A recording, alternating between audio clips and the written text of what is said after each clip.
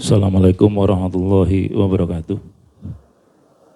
Ibu-ibu, bapak-bapak jamaah alimah yang dirahmati Allah. Sebelum kita taklim adalah kita baca syahadat, syahidul istighfar sama asmaul husna. Bismillahirrahmanirrahim.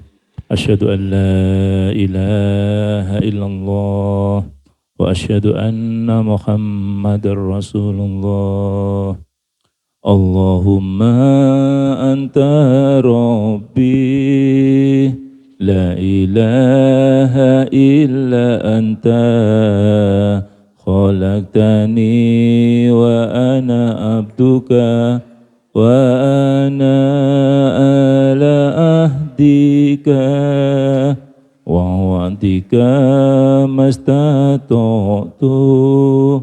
A'udzu bika min syarri ma sonatu abu'u laka bi ni'matika alayya wa abu'u bi dhanbi faghfir li fa innahu la yaghfiru dzunuba illa anta ya Allah. Bismillahirrahmanirrahim.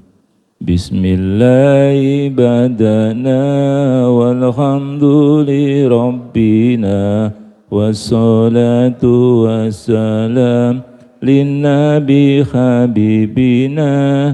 Ya Allah ya Rabbana anta maqsuduna ridhoka madlubuna dunyana wa ukhrana. Ya Rahmanu ya Rahim ya Maliku ya Kudus ya Salamu ya Mu'min ya Muhaiminu ya Aziz ya Jabbar Mutakabbir ya Khaliku ya Bari ya Musawwiru ya Ghafar ya Qaharu ya Wahhab ya Razzaku ya Fatah ya Alimu ya Qabid ya Basitu ya Khafid ya Rafi'u ya Mu'iz ya Mudillu ya Sami ya Basiru ya Hakam ya Adlu ya Latifu ya Khabiru ya Khalimu ya Azimu ya Ghafur ya Syakuru ya Ali ya Kabiru ya Khafid ya Muqitu ya Hasib ya Jalilu ya Karim ya Raqibu ya Mujib ya Wasi'u ya Hakim ya Wadudu ya Majid ya Ba'isu ya Syahid ya Haqqu ya Wakilu ya Qawiyu ya Matin ya Waliyu ya Hamid ya Muqsi ya Mubdi'u ya Mu'idu ya Muhyi ya Mumidu ya Hayyu ya Qayyumu ya Wajid ya Majidu ya Wahid ya Ahadu ya Somad ya Qadir ya Muqtadir ya Muqaddim ya Muakhir ya Awalu ya Akhir ya Zahiru ya Batin ya Wali Muta'ali ya Baru ya Tawwabu ya Muntakimu ya Afu ya Ra'ufu ya Malik Malikal Mulki Dal Jalali wal Ikhram ya Muqsitu ya Jami ya Ghaniyu ya Mughni ya Mani'u ya Dhar ya Nafi'u ya Nur ya Hadi ya Badi'u ya Baki ya Warisu ya Rasitu ya Sabur azza jalla dzikruhu bi asma'ikal husna yaghfir lana dzunubana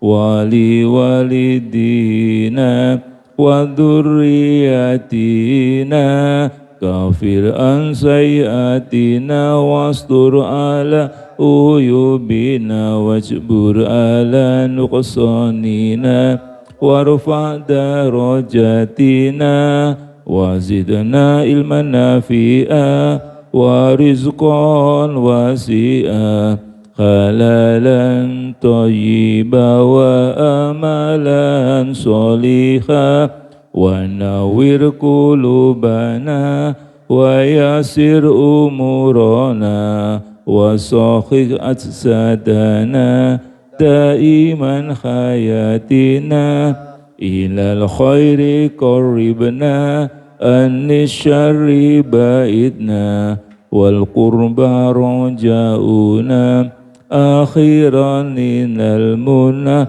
balligh maqasidana wa'di hawaijana walhamdulillahina alladhi hadana salli wa sallim ala toha khalilir rahman wa alihi wa sahbihi ila akhiriz zaman.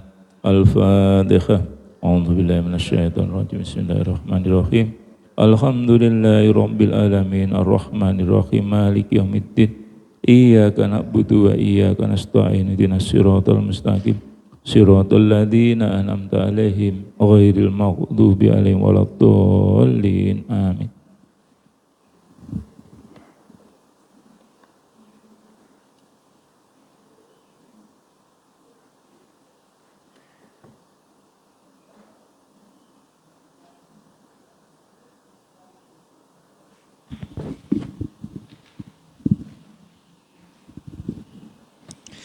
Assalamualaikum warahmatullahi wabarakatuh. Bismillahirrahmanirrahim. Alhamdulillahi rabbil alamin. Bapak Ibu jamaah sholat subuh Masjid Al-Hikmah Arya Mukti Pedurungan Kota Semarang yang dimuliakan oleh Allah Subhanahu wa Ta'ala. Alhamdulillahirabbil alamin, pada pagi hari ini kita tetap istiqomah mengkaji kitab karya Hujjatul Islam Imam Al-Ghazali tentang Asmaul Husna. Semoga bermanfaat fid dini wad dunya wal akhirah. Amin amin amin. Bapak Ibu yang saya hormati, pada pagi hari ini kita akan mengkaji Asmaul Husna yang ke-53 dan yang ke-54, yaitu Al-Qawiyyu yang maha kuat, Al-Matinu yang maha kokoh. Kuat menunjukkan kuasa sempurna, sedangkan kokoh menunjukkan kuat sempurna. Allah Azza wa Jalla sejauh menunjukkan memiliki kekuasaan penuh dan sempurna kekuasaannya. Dia adalah Al-Qawiyyu. Sejauh memiliki kekuatan yang hebat, dia adalah Al-Matin. Di dalam kitab suci Al-Quran, Al-Qawiyyu terulang sebanyak 11 kali yang menunjukkan sifat Allah Azza wa Jalla. A'udzu billahi minasyaitonir rajim. Bismillahirrahmanirrahim. Kadabi ali fir'auna walladzina min qablihim kafaru bi ayatillahi fa akhadahumullahu bidunubihim. Innallaha qawiyyun sadidul iqab. Yang artinya keadaan mereka, yaitu orang-orang kafir Quraisy, serupa dengan keadaan Fir'aun dan pengikut-pengikutnya, serta orang-orang yang sebelumnya. Mereka mengingkari ayat-ayat Allah, maka Allah akan menyiksa mereka disebabkan dosa-dosanya. Sesungguhnya Allah Maha Kuat lagi amat keras siksanya. Al-Quran surat Al-Anfal ayat 52. Bapak Ibu yang saya hormati, jadi pagi hari ini kita dituntun oleh Imam Al-Ghazali untuk memahami dan mengenal tentang Tuhan kita. Tuhan kita adalah Allah Subhanahu wa Ta'ala yang menciptakan alam semesta ini, yang mengurus alam semesta ini, yang memiliki alam semesta ini. Allah Maha Kuat, Allah Maha Kokoh. Sehingga manusia yang kafir, yang membangkang, pasti akan dikalahkan oleh Allah Subhanahu wa Ta'ala.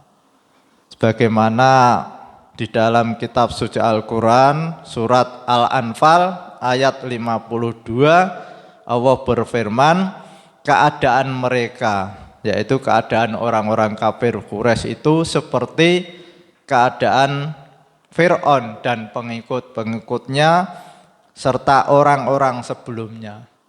Jadi setiap rasul itu oleh Allah akan dihadapkan oleh umatnya, tapi umatnya itu membangkang. Kita sudah sering mendengar apa yang dilakukan oleh Nabi Nuh untuk mengajak umatnya beratus-ratus tahun, bahkan sampai 900 tahun Nabi Nuh itu untuk mengajak umatnya agar menyembah Allah Subhanahu wa Ta'ala. Tapi tetap membangkang. Maka Allah menurunkan azab, menghukum orang-orang yang tidak taat pada Allah Subhanahu wa Ta'ala dengan didatangkan banjir. Banjir sampai gunung pun tenggelam. Nah ini kalau tidak kuat kan mana bisa mendatangkan air sebanyak itu. Allah Maha Kuat. Allah Maha amat keras siksanya.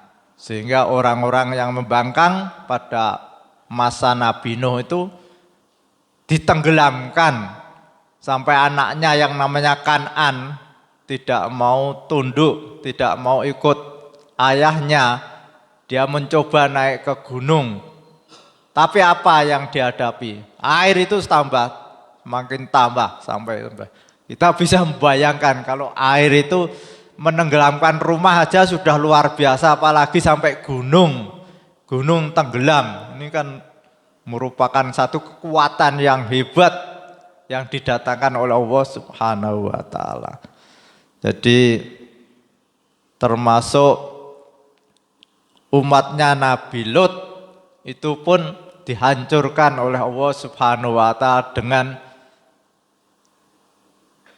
dilempari batu, di mana batu itu bisa mencari orang-orang yang membangkang. Jadi bagi orang yang beriman, batu itu aman, tidak kena. Tapi ketika orang itu membangkang, orang kafir, batu itu mencari sendiri.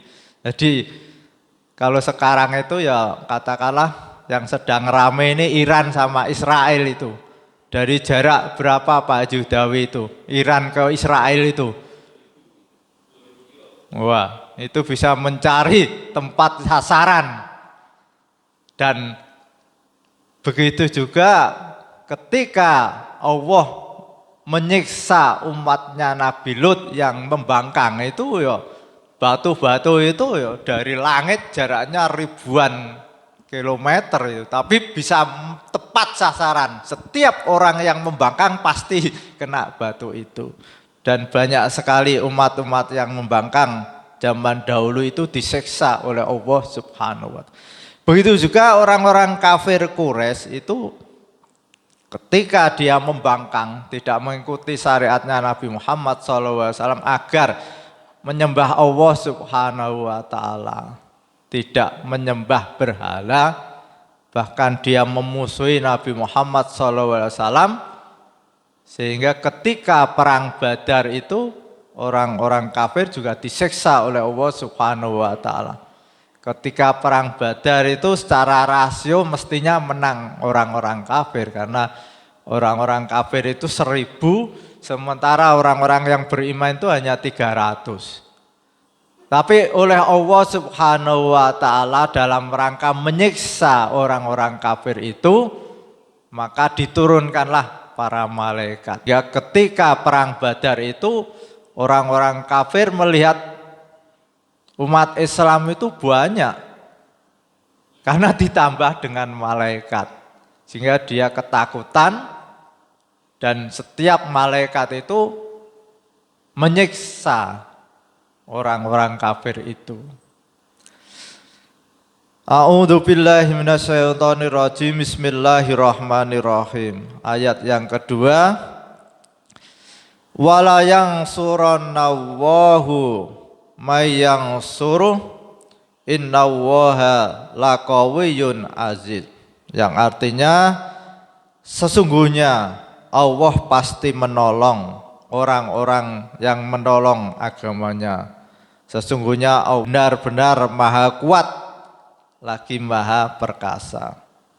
Al-Quran surat Al-Hajj ayat 40. Jadi ini ayat ini itu berkaitan dengan perang Badar. Jadi ketika orang-orang yang beriman itu berada di Mekah, disiksa, ditekan, Nabi Muhammad diancam mau dibunuh. Akhirnya Nabi Muhammad beserta orang-orang beriman itu hijrah. Dah di Mekah sudah tidak aman. Kita cari daerah yang aman di Madinah untuk menghindari siksaan-siksaan yang dilakukan oleh orang-orang kafir Quraisy. Karena orang-orang kafir Quraisy itu tidak menghendaki ada orang yang tidak menyembah berhala, apalagi menghina, apalagi mencaci maki. Dia benci terhadap orang-orang yang mencela, menghina, tidak menyembah berhala, apalagi menyembah selain berhala.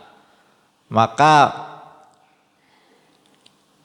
ketika Rasulullah SAW beserta orang-orang beriman di Madinah sudah nyaman, tapi orang-orang kafir Quraisy itu masih merasa benci. Pokoknya harus tidak ada agama dalam arti yang menyembah selain berhala itu. Lalu orang-orang kafir itu memberi kabar bahwa akan membawa pasukan 1000 dengan perlengkapan persenjataan yang komplit menghabisi orang-orang yang beriman di Madinah. Bahkan Nabi Muhammad harus dibunuh. Dia tidak rela kalau Nabi Muhammad ini terus berdakwah mengajak orang itu menyembah Allah Subhanahu wa taala. Akhirnya ayat ini turun, sesungguhnya Allah pasti menolong orang-orang yang menolong agamanya. Sesungguhnya Allah benar-benar maha kuat lagi maha perkasa. Jadi Allah akan menunjukkan kekuatannya.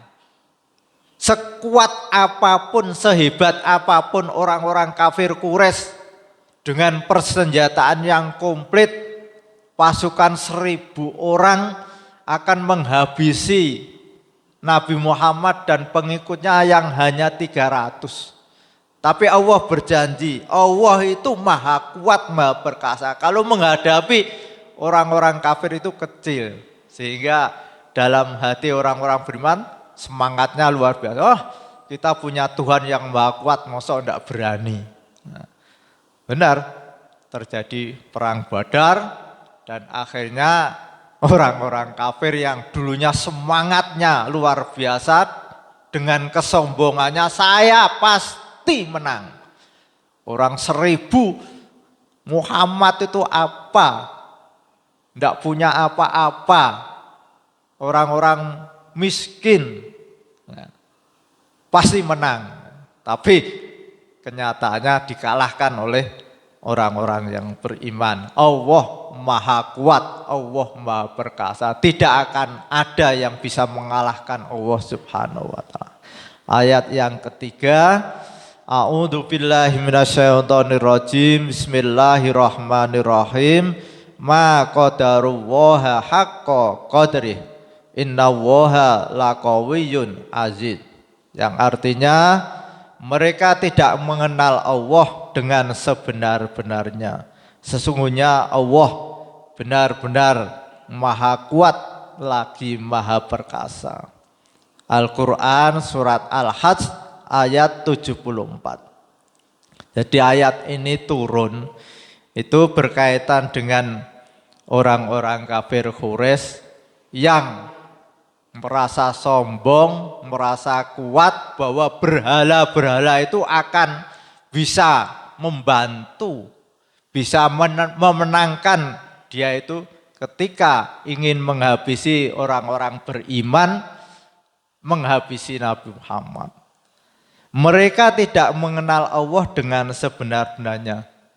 Mereka tidak kenal, tidak paham bahwa Allah itu pencipta alam ini, Allah yang mengatur alam ini, Allah yang menciptakan manusia, Allah yang mematikan manusia, Allah yang memberikan rezeki pada manusia, Allah yang bisa mengatur matahari terbit dari timur dan terbenam di barat. Itu Allah Subhanahu wa ta'ala. Tapi orang-orang kafir itu tidak paham, tidak mengenal. Dia punya keyakinan bahwa berhala itu punya. Padahal berhala itu ketika dihinggapi lalat, makhluk yang lemah, dan di situ lalat memberikan kotoran di berhala, berhala tidak mampu mengambil kotoran di wajahnya berhala. Kok ya disembah? Nah, ini merupakan gambaran pada kita bahwa orang-orang yang menyembah selain Allah Subhanahu wa ta'ala itu benar-benar satu kesalahan yang besar. Karena tidak ada kekuatan kecuali datang dari Allah Subhanahu wa ta'ala. Al-Fatihah. A'udzu billahi minasyaitonir rajim. Bismillahirrahmanirrahim. Alhamdulillahirabbil alamin. Arrahmanir rahim. Maliki yaumiddin. Iyyaka na'budu wa iyyaka nasta'in. Ihdinas siratal mustaqim. Siratal ladzina an'amta 'alaihim ghairil maghdubi 'alaihim waladdallin. Amin. Bismillahirrahmanirrahim. Subhanakallahumma wa bihamdika asyhadu an la ilaha illa anta astaghfiruka wa atubu ilaik. Wassalamualaikum warahmatullahi wabarakatuh. Waalaikumsalam warahmatullahi wabarakatuh. Ibu-ibu, Bapak jamaah Nyonoktel sebentar. Akan kami informasikan beberapa hal. Yang pertama, besok malam Jumat, pas malam Jumat Kliwon. Jadi kita selamatan sekalian yang khataman mingguan itu, 1 juz sudah selesai, kita khataman. Kemudian biasa arwah jamak, kemudian khataman, dan malam Jumat itu malam 1 Muharram akan diisi oleh Gus Inam. Gus Inam yang biasanya Jumat malam Jumat akan hadir di sini menyampaikan fadilah-fadilah baca Quran dan khataman Al-Quran.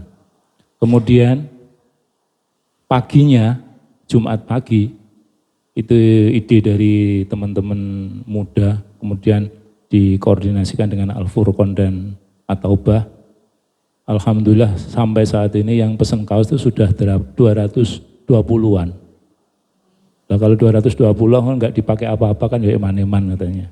Padahal rencana kan kita untuk senam, untuk piknik dan untuk kegiatan yang lain. Ternyata kalau kita pakai untuk memperingati 1 Muharram gimana? Kita jalan santai ke Al-Furqan, kemudian At-Taubah, kemudian balik lagi ke Al-Hikmah.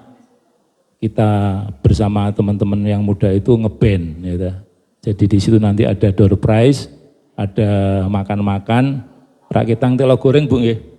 Telo goreng apa jagung godok gitu, kita bareng-bareng. Itu yang pertama. Kemudian yang kedua, malam 10 suronya, tanggal 6, malam minggu itu kita insya Allah baca Asmaul Husna sebanyak 21 kali. Kemudian penjelasan dari Asmaul Husna plus kami sampaikan bahwa ini malam 10 suro dan bulan suro adalah bulan yang baik untuk memberikan donasi kepada fakir miskin atau anak yatim, utamanya anak yatim. Masjid Al-Hikmah akan mendonasikan dana 5 juta untuk anak yatim. Monggo kalau ada jamaah yang ikut bareng mendonasikan itu kita kelola, nanti kita undang pada saat 10 suro. Jadi kita akan mengundang anak yatim, kita bagikan pada 10 suro itu. Dan yang terakhir, kami kemarin tuh ada ide sama Pak Kabul, bahwa di dalam surat Al-Mu'minun itu salah satunya di ayat 99, bahwa menyatakan besok orang yang mati itu pengen hidup hanya apa? Bukan untuk dihidupkan lagi, bukan untuk sholat, bukan untuk puasa, bukan untuk haji, tapi apa? Untuk sedekah. Jadi ini berapa besarnya manfaat atau pahalanya sedekah. Nah untuk momen 10 suro ini atau tanggal 1 suro ini kita akan membuat kencelengan. Kencelengan itu semacam apa itu ya, tahu apa? Celengan dari nanti kita kalau dari botol dari nanti kita upayakan dengan teman-teman yang muda, kita kasih stiker Al-Hikmah. Ini nanti kita bagikan kepada jamaah-jamaah yang perlu, yang pengen membawa ini kencelengan ini ke rumah. Kemudian kencelengan ini kan ya kita akan kelola duit recehan enggak apa-apa. Jadi setelah kebak, setelah penuh itu nanti didonasikan kepada Al-Hikmah. Jadi saya melihat Nyun Sewu untuk